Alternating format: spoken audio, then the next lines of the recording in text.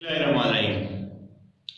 एक ऐनक बनाने वाले के पास एक बंदा आया कि मुझे ऐनक की साइड की कमानी डलवानी है।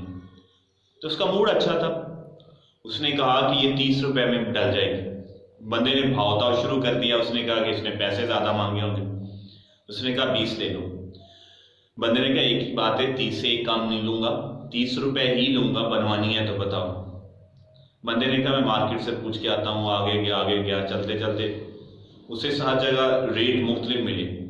अब वो पहले ऐनक वाले ने पहले ही बताया था कि अगर दोबारा आए तो मैं 40 लूंगा। वो घूम घाम के आ गया।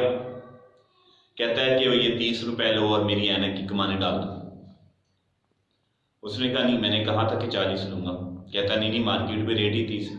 फिर चला गया। जाने लगा तो ऐनक वाले ने कहा कि अगर आप दोबारा आए तो मैं ये कमानियां डालने के 50 रुपए लूंगा।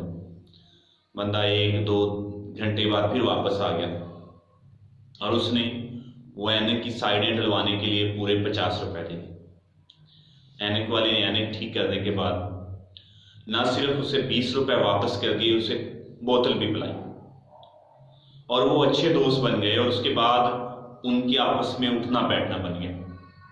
यही हिसाब हमारी जिंदगियों का है।